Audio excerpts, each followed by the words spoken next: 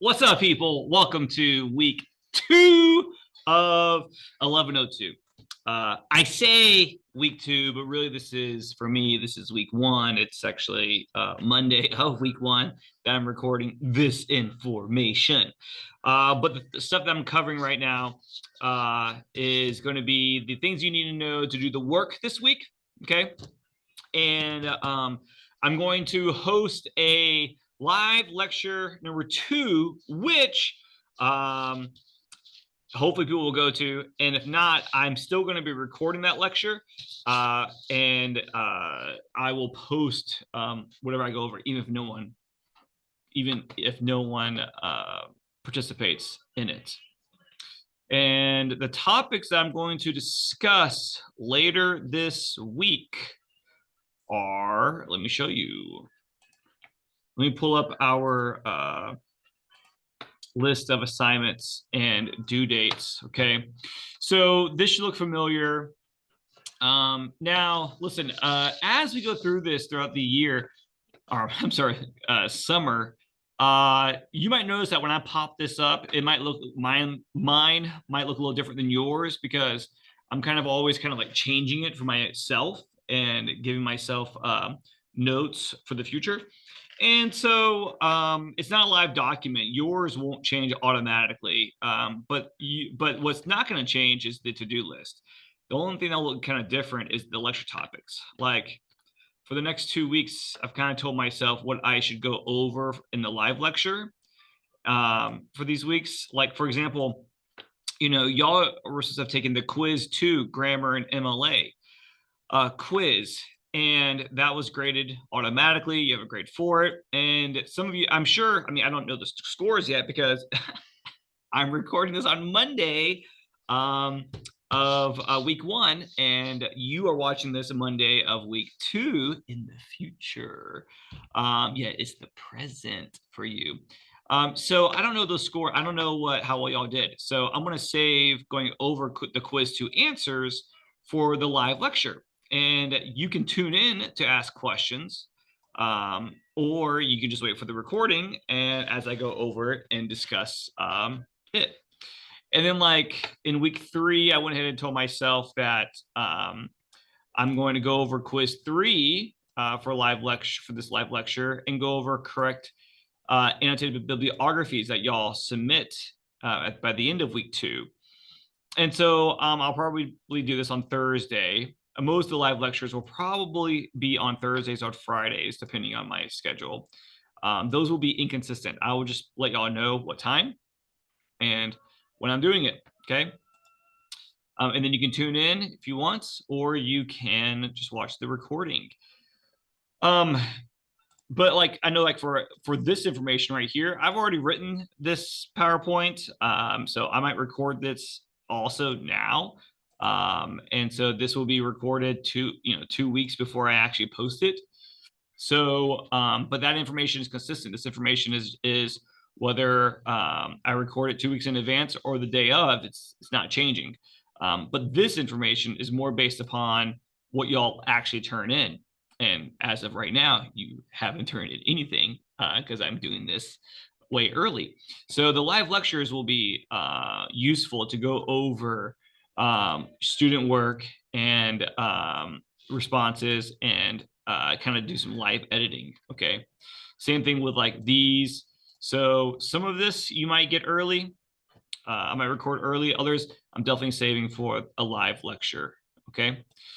So all of this is week 1. I'm going to highlight all this because this is what essentially you should have already done. Okay. I hope it went well. I hope that y'all are all able to figure it all out. And this week, I'm going to be discussing in this lecture essay 1, and then understanding themes and lenses and the work you're going to be doing. Okay. And if you have any questions for the group, or you want me to go over something with you, you can save that for when we do the live lecture. All right. Cool. So look forward to when I would tell you the exact date and time that I'll be doing the live lecture for week 2. Okay, so if we go on our page, lessons, I wonder if maybe, let's see. Oh, I might have to re-sign in. Let's see. All right, I'm gonna pause recording while I sign in. 1 second. Okay, here we go. So lessons, week 2. All right. The notes that I'm gonna go over are right here, week 2 PowerPoint notes. Okay. And then I'll go over all this other stuff in a little bit. But if you I mean, I'm old school. I would like print off my notes, and as I went like if I were you, I would print up the notes, and then as Mr. Byers goes through this stuff, I would take notes on my paper. But I don't know. I mean, if you're if you're old school like me, that might be a great method. But if you're a youngin, then I don't know what you're gonna do. Oh wait, hold on. Let me swap my screens here so you can see this.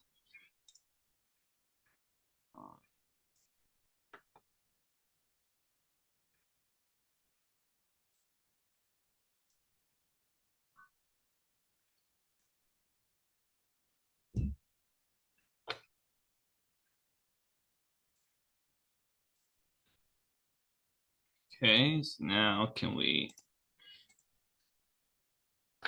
let's see.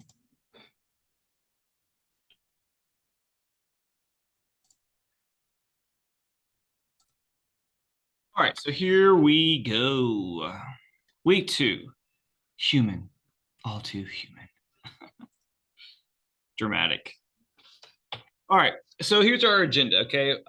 There's part 1 and part 2. I'm gonna record these in different chunks because this is like a long PowerPoint. This is like 50 slides, all right? So we're gonna record part 1 right now. This is in this, I'm gonna cover essay 1 readings, essay 1 description. I'm gonna do a lesson on theme, and I'm gonna do a lesson on critical lenses and schools of philosophy that all relate to essay 1, okay? Then I'm gonna stop, and then I'm going to stop this recording, and then I'm going to start recording again for part 2. And so these will be 2 different YouTube lectures that you can watch. All right. And that way they'll be shorter. So that way, if you want to like, really like, tune in something specific, you can, it'll be a lot less time. It won't be as long. So that way it'd be easier to find what you're looking for. All right. If that even makes sense. I don't even know what I'm saying.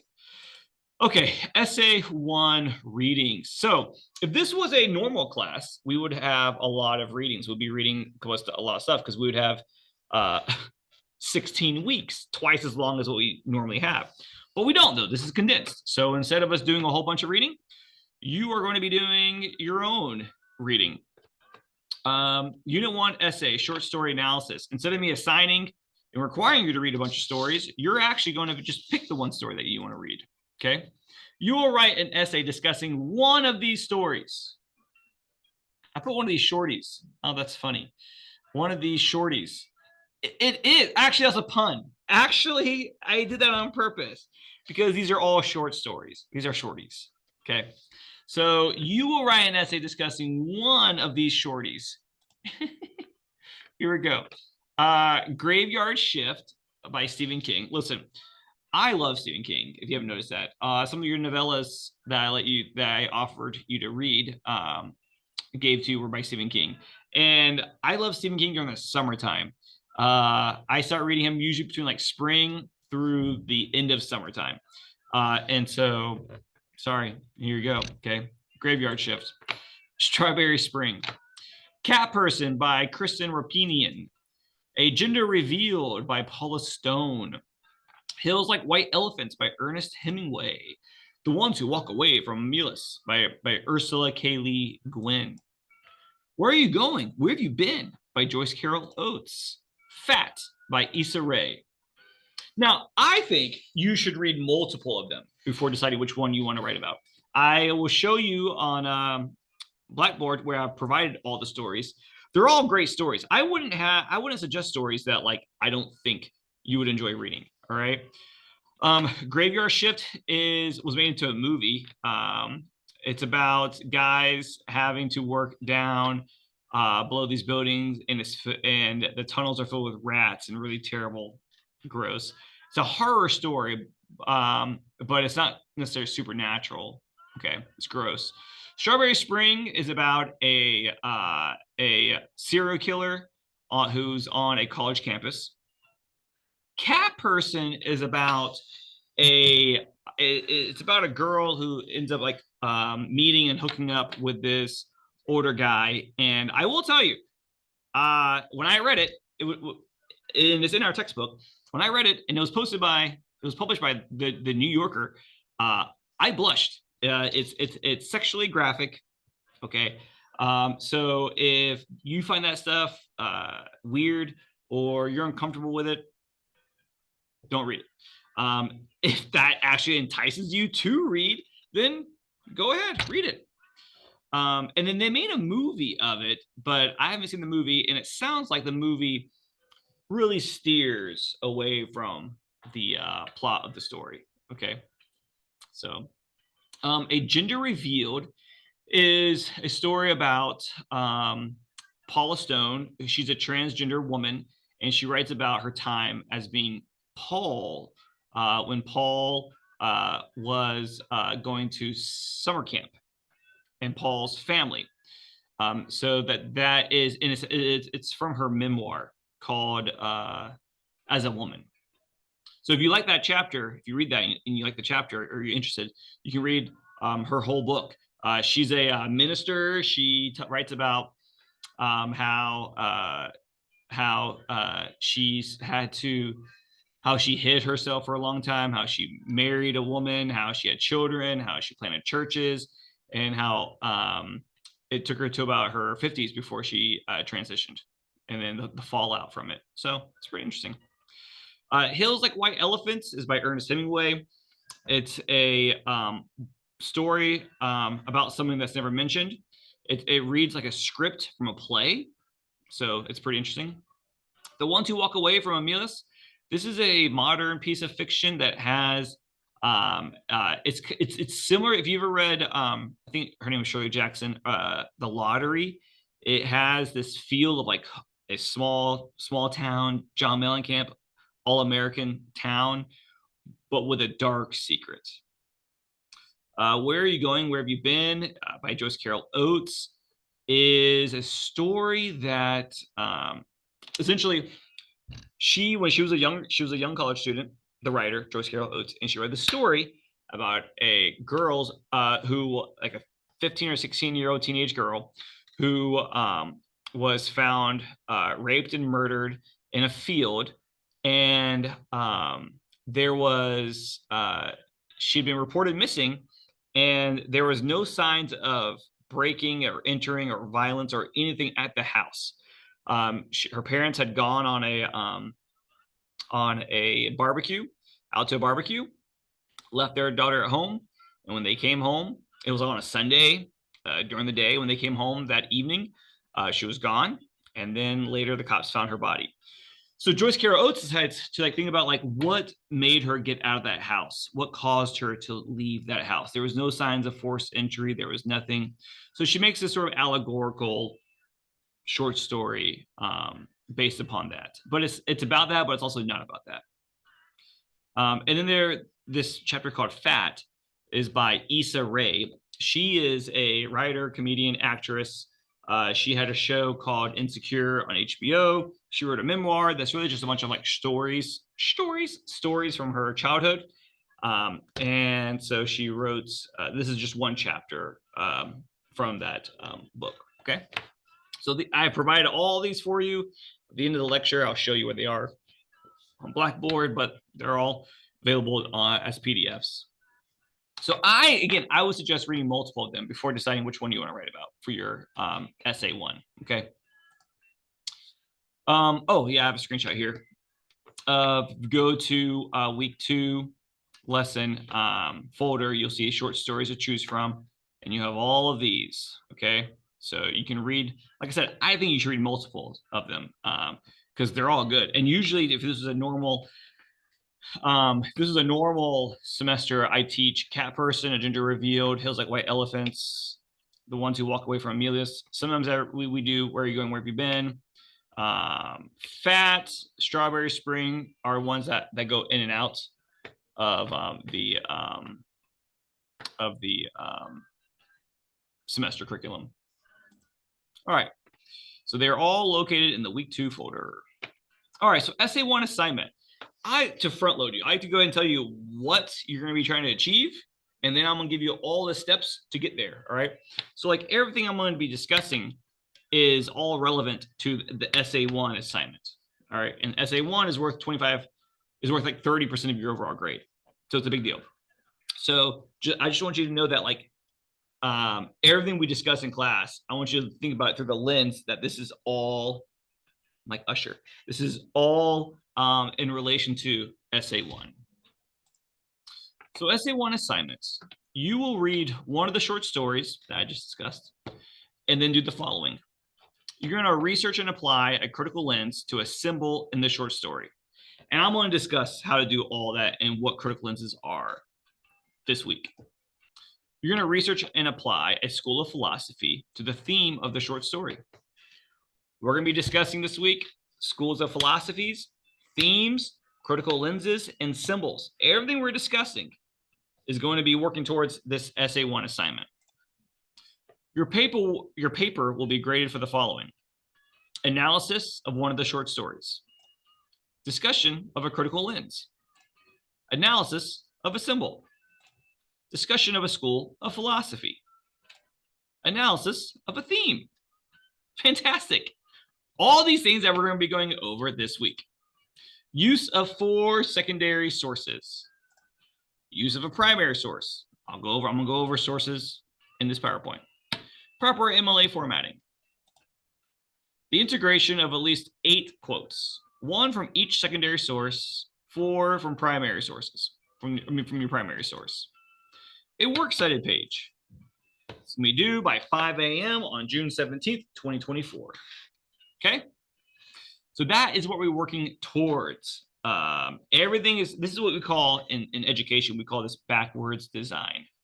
Backwards design is when you think about the end product, what you want your students to create. And then from that final that assignment, you work backwards to figure out what steps they need to learn in order to create that assignment. So that's what I'm doing here. This is going to be the end product. And so now it's my job to teach you about critical lenses and symbolism and schools of philosophy and theme. Okay. But I'm only going to teach you to a certain extent because part of this class is about research. Okay. You'll be spending twice the amount of time on essay 1 as to make sure you understand the process, twice than like essay 2 and essay 3. You're essentially doing the same thing for essay 2 and essay 3.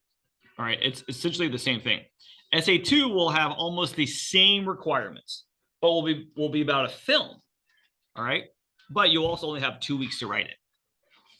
And then essay 3 is going to be about your short novel that you're reading in its film adaptation. Okay. All right, and so I do want you to make sure understand that like this course is about writing and research. It's less about like the content.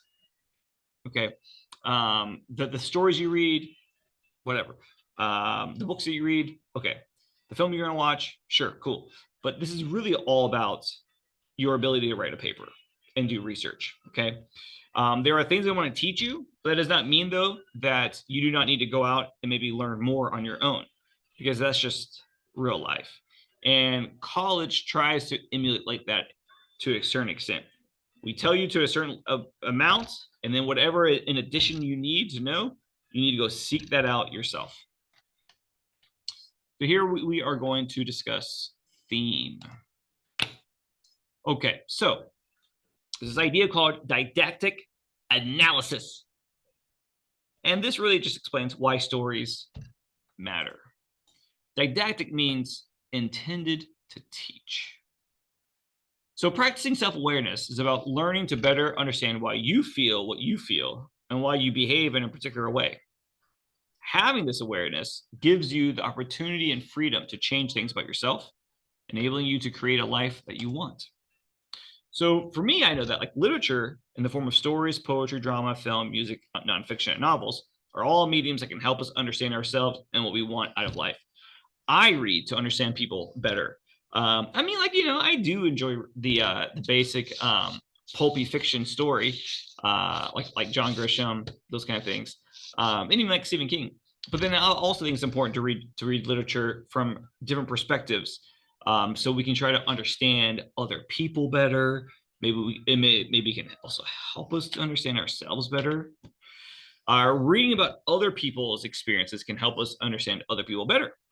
And finding ways to relate to a diverse set of characters and situations can teach us not only about others, but also new ways of seeing ourselves. And so all of that comes to theme.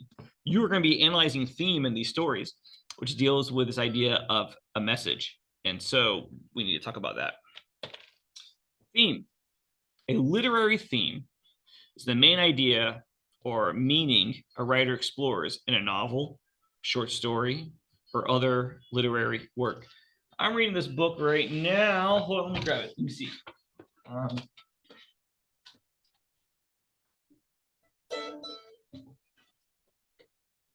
This book, Everything I Never Told You.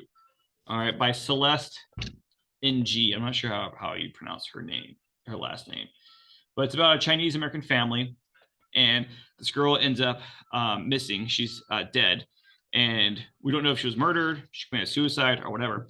Her parents, one parent is from he's an American who was born to Chinese parents, and the other parent, his wife, is an American white lady. And so this book, while it's dealing with a family, while it discusses how a family is dealing with the death of a child, it's also discussing the mother's the sexism, misogyny of her time period, about how she wanted to be a doctor, but her mother just wanted her to be a stay-at-home mom, and how her school, she was not taken seriously because she was a woman, and then and it also deals with like xenophobia and racism and insecurities, and then it also deals with parenting and the pressures that parents put on their children and mental health. There's tons of stuff in this book. And so in it, I'm just getting so many perspectives from people whom I am not similar to, and that's fantastic. Okay, so there's a lot of themes happening in this. For some writers, theme is just as important to grasp, if not more, than the events of the story. Many authors begin with a thematic concept and then create a story to communicate their theme. All right. And theme of a story can be conveyed using characters, setting, dialogue, plot, or a combination of all of these elements. All right. So one way that we can try to figure out the meaning of a story or a book is to look at the use of symbolism, maybe like the central symbolism of a story. Okay. Other times, theme can be communicated just through literal events and dialogue in a text. So like the book, The Hate You Give. The Hate You Give, it does not use symbolism as its focal, as its medium to communicate the theme. All right. The book is about police brutality, and the theme of the book is police brutality. All right. I mean, it's what you get, or what you read is what you get. All right, very much is so. But theme can also be communicated through metaphor. Metaphor is a type of symbolism. Okay, so when one thing represents something else. All right. Plot, characters, and situations can all be symbols used to convey a deeper meaning. So I'm going to show you an example of this poem called House in the World. House in the World by Langston Hughes. I'm looking for a house in the world where the white shadows will not fall. There is no such house. Dark brothers, no such house at all. Great. Okay. So if we're looking at this poem, you might think it's about a house, but is it really about a house? And these white shadows, are these white shadows real? They're not. So maybe these are symbols. They are symbols. But what do they mean? So we need to dissect the symbol. We need to identify the literal object the symbol is. So in this case, we have a house. A house is a place of residency where one resides. Okay, that's literal. But then, like, if you think about, the symbolism of a house, like what it means to people, and it's like it should be a place of safety and security and belonging, warmth. This is ideally that's what a house is. I know, so for some people who maybe have had terrible experiences, that's not what a house means for them. But for sort of the common idea of a house, it's supposed to be a place that symbolizes safety, security, and belonging. So then we got to think about, like, well, who's impacted and affected by this symbol? And so we might identify the characters that are literally impacted by this symbol in the text, which in this case is dark brothers. And so then we identify, okay, well, what does this figuratively represent? Well, dark brothers just represents people of color and their search for a safe place. So then we can start pulling this theme together, looking for a house, but where the white shadows don't fall.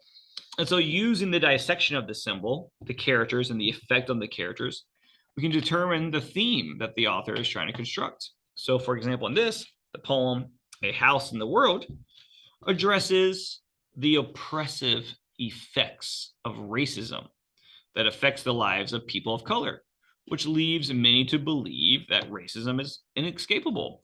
Though I didn't go into the white shadows themselves, the white shadows, that is the blanket of racism over society.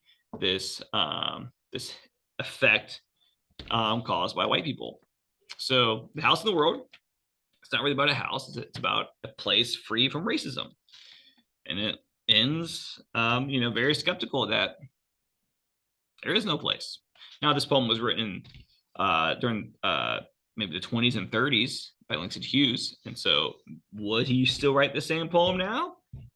I think many people might, maybe in his shoes, might still have written that poem. So, okay, so that's symbolism. And that is looking at trying to figure out, like, the deeper meaning. All right. So then we're going to look at critical lenses in schools of philosophy. And these are different ways that we can sort of interpret stories and try to see what are other ways that they could be about. There is no finite interpretation of stories. We all can interpret things differently and see things through different perspectives, which is what makes talking about literature and film and books enjoyable and interesting. All right. So a critical lenses you can use to understand different meanings of a text. Text can be read in many different ways. You'll be asked to apply a couple of different readings to the stories, film, and novel you read this semester. You will apply one of the following lenses to a symbol in your story. So I'm going to go over the different lenses that you can study. You will be finding an additional source about these lenses that teaches you more about them. It's part of the requirements for your paper.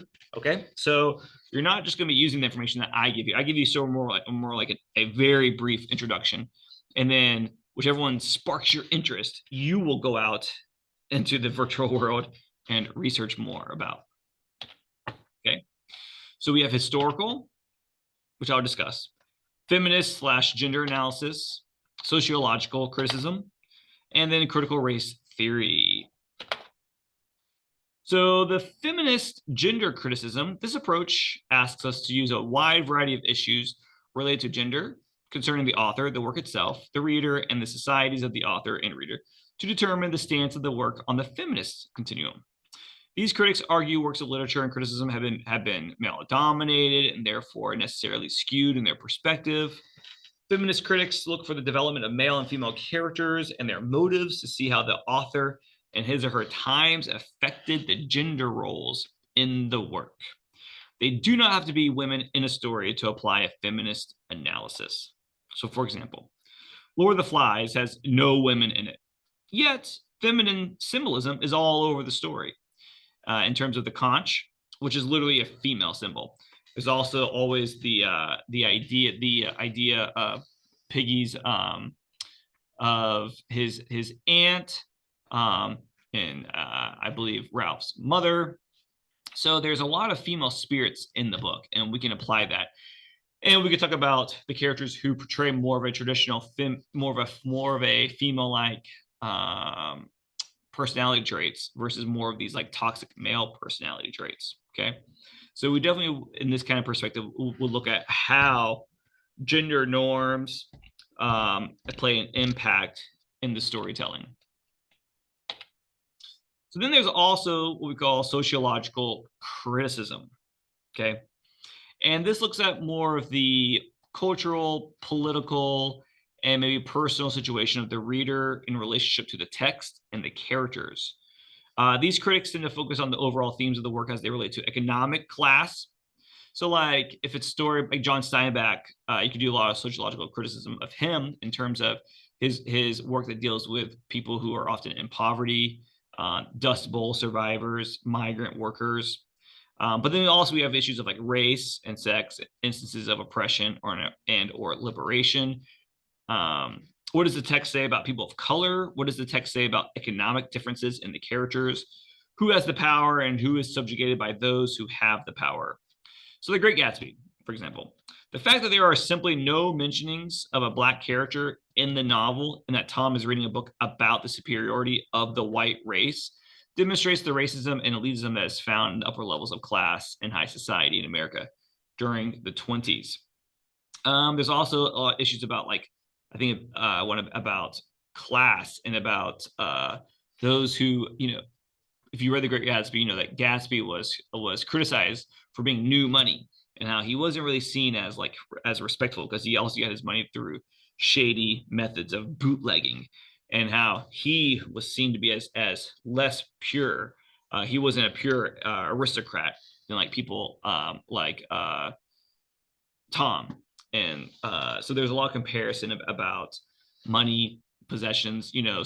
Sociological criticism is, I think, really strong. It can be strongly used to analyze Titanic, and the Titanic is essentially a Romeo and Juliet, but Jack is part of those who are in poverty, and Rose is the upper elite, and how their relationship is forbidden pretty much by her family because he is, just to quote Aladdin, a street rat.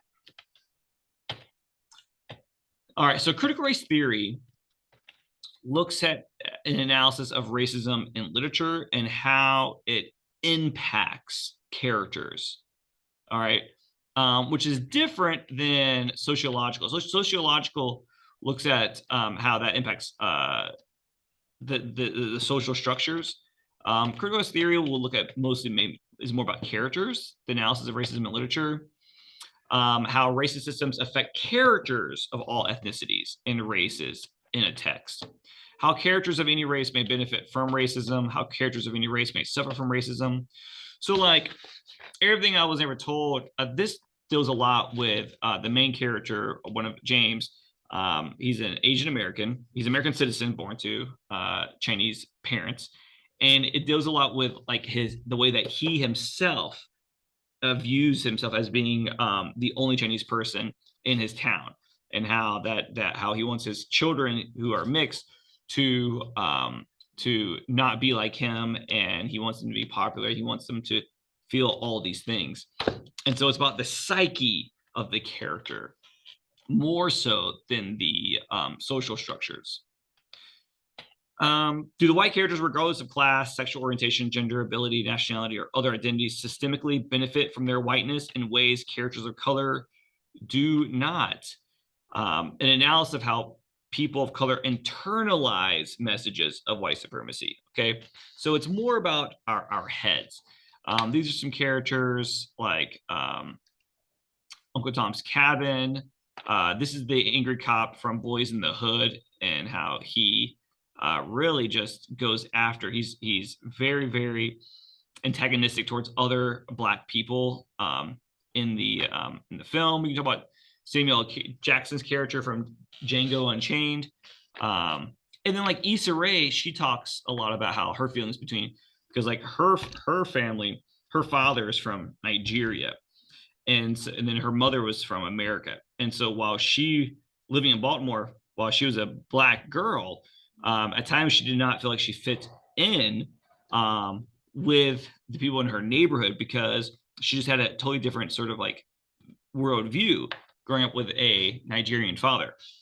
So it's pretty interesting. Okay. So this is more about the psyche of characters. All right, then we have historical biographical. This approach sees a literary work as a reflection of the author's life and times, or the life and or times of the characters in the work. Critics using this school of thought investigate how plot details, settings, and characters of the work reflect or are representative of events, settings, and peoples in the author's life, or in the actual time and history. Okay. So, and it also tends to historical looks at, you can do like a feminist historical, you can do a sociological historical can be look at any of these kind of issues through the time and place of the setting. So for example, in terms of The Great Gatsby, the main character Nick in The Great Gatsby, he's a closeted homosexual.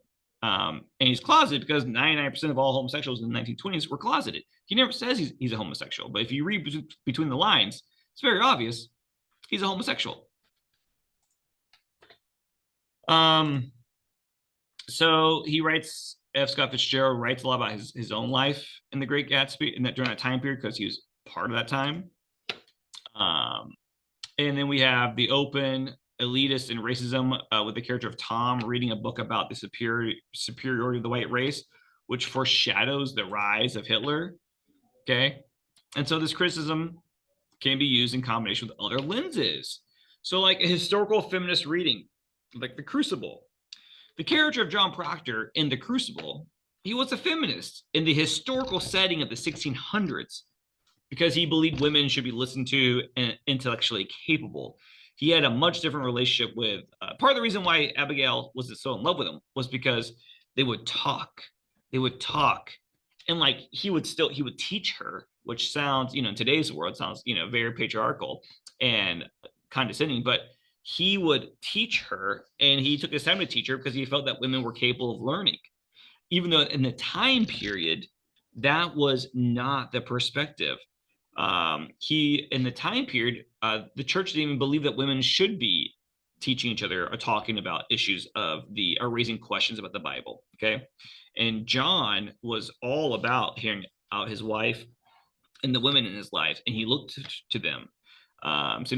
He highly respected Rebecca Nurse and what she had to say. So in the time period of the 1600s, he was a feminist. Yet he would not be a feminist in today's modern era because he also believes in the traditional role of patriarchy in the family social order. He also believes that women, still don't, like he had the power if he wanted to like beat women. He didn't, and he kind of used that against his wife. He was like, I should be thrashing you for even asking me these questions, but I'm not, which makes me a good guy. And in the 1600s, sure. In the 2020s, not a good guy. So historical, readings of certain time periods can put characters in different perspectives. We can't hold every character up to modern expectations. Same thing with this historical critical race theory reading. The Adventures of Huckleberry Finn was an abolitionist text in the time of the 1800s, in the way that Huck Finn challenges the immorality of helping Black people. Yet, from a modern perspective, it is very insulting to Black people and relies heavily on racist stereotypes of Black folk. At the time, Mark Twain was trying to write an abolitionist book, yet it's filled with very insulting and demeaning descriptions of Black people. Okay, so in modern times, it's not really respectable. In the 1800s, it was wow, mind exploding. Okay.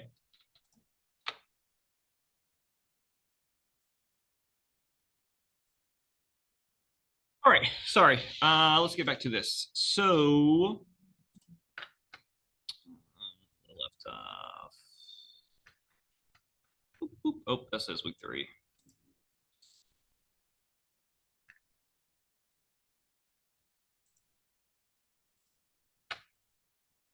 All right. So the next thing we're going to discuss is philosophy. So one part of this essay was analyzing a symbol from your book, or your short story. And it's not, I'm sorry, yeah, from the short story. And then it was looking at through a certain lens. And now we have a philosophy. So philosophy is an activity people undertake when they seek to understand fundamental truths about themselves, the world in which they live, and their relationships to the world and to each other.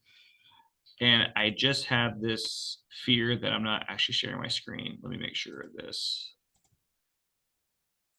Yeah, that's what I thought. Okay, don't worry. I caught it, people. I caught it. Here we go. Okay. There it is. I have recorded an entire lecture once without sharing my screen, and that was upsetting. All right. So essay 1, connecting a philosophy to literature. You will be writing a paper about a school of philosophy and how it relates to one of the stories you're reading in Unit 1 and how it relates to you on a personal level. Okay. So here we go. A few schools of philosophy for essay 1. Existentialism. Again, I'm going to give you just a little bit of brief understanding of each of them. And then after you read your short story, you kind of decide which one maybe fits the best for it, and then you do some additional research. So existentialism is essentially trying to figure out what is the point of living a life that has no maybe inherent purpose? Where can we find value after the death of God? And how do we face the knowledge of our inevitable demise? It generally is kind of a little skeptical or pessimistic about life. All right, what is my meaning? What is my purpose? Is there even any meaning? This is all pointless. Okay. Stoicism. The idea at the heart of it is acceptance of all things that are beyond your control. Pain will pass, you will remain. So the best thing to do is focus on what you can control. Hedonism. If life is pointless, then maybe pleasure or happiness is the one thing with intrinsic value. All right. Now, hedonism does not necessarily mean that you're only seeking out like sinful or bad pleasure and happiness. Some hedonists would say things like drugs aren't really great for you because they leave you feeling terrible. Okay. And so finding pleasure and enjoyment in life is about finding, maybe being really healthy and having this nice lifestyle. If the existentialists are like, life is pointless, it's all depressing, hedonists might be like, well, we don't know what the purpose of life is, but we should at least be enjoying life as much as we can. And then we have Marxism, Taoism, and relativism. Marxism is more of is looking at how essentially this idea of capitalism or keeping up with the Joneses, being materialistic, being a mass consumer, all of this is actually toxic for our lives. Working for the sole purpose of just trying to buy stuff isn't really going to fill you up with enjoyment. People often get lied to, thinking that money is going to make them happy, but it doesn't. Okay, these are sort of Marxist sort of interpretations. Taoism is the idea that just be cool, man. Just be cool. Simplicity, going with the flow. Things are meant to be the way that they are. Okay, letting go of anger and frustration, letting go of hate and all of this. That's Taoism. And then relativism, the idea that views are relative to perspective or considerations. This idea can be applied to morality or truth itself. Okay, it really deals with the individual person. So these are 6 that, again, I'm not here to really teach you totally about these. I want you from these six, something that sounds, one of these that sounds interesting, to then go further explore it. All right. So I am being purposefully vague here. It takes a certain level of you going out and doing some additional reading on these things to decide on which one you would like to maybe think about in terms of the short story that you've chosen to read. Okay. All right. So what I want you to do right now is I want you to watch the music video, This Is America. And that is, if you go to our Blackboard page, week 2 Blackboard page, go down here. There is this link, This Is America by Childish Gambino. And I cannot play it for you, okay? If I hit play, I will get censored. I will get called out by YouTube if I post my video. I've done this before where I've just played the music video in my video and then I posted it, and I got in a lot of trouble by YouTube. So I cannot show it to you, all right? So I want you to pause this lecture and I want you to go to the link, post it on Blackboard, and watch the music video and then come back, because what I'm going to do is I'm going to talk about This Is America music video through a Marxist and a critical race theory analysis. All right. So I'm kind of going to be doing, and I'm going to be talking about symbolism. So I'm going to be doing a couple of different versions of what you'll be doing in your paper. Okay. So watch the video and then come back here and watch this. And go ahead and stop this because I'm gonna keep going as if you're back. Okay. Okay, so I hope you enjoyed the music video. Wasn't that great? Oh my God, I know. Okay, so we talked about dissecting the symbol, trying to figure out meaning through analyzing what we're looking at through lenses. Okay, so I want to do the same thing with this music video as you'll do with your short story. So I'm going to identify some of the symbols, some of the symbolism in this music video. So here we have a black narrator shooting another black person in the head. Okay, starts off this way. What could that mean? Is that just perpetuating this idea of black on black violence? So I say no. Let's try to think about this in terms of if we apply a critical race theory analysis. Okay, well then maybe this picture of Gambino is supposed to be reminiscent of this character called Jim Crow. The pose Gambino takes mimics the racist cartoon of the character Jim Crow that became the name of the racist segregation laws in America. Jim Crow was a comic made by a white artist, and it was published in newspapers, and it was always using Jim Crow as the butt of their jokes. And so this term for this name literally became the name of the discriminative laws in the South, the Jim Crow laws. Okay, so here Gambino is supposed to be alluding to and mimicking Jim Crow. Okay, so let's identify, who's impacted by this. Well, obviously the black people are. We see many black people being murdered in this music video. We saw the chorus, the choir. We saw the guy in the that I just showed you, the musician. All right, and so who are these people, representing?